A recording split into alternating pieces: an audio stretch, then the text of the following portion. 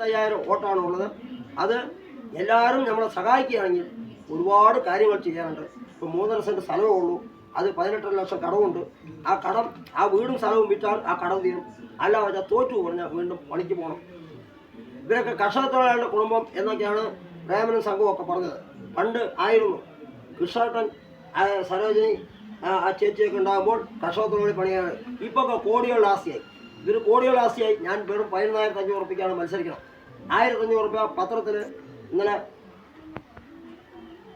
പത്രപരസ്യം കൊടുക്കാൻ വേണ്ടി പത്രസമ്മേളനം നടത്തി.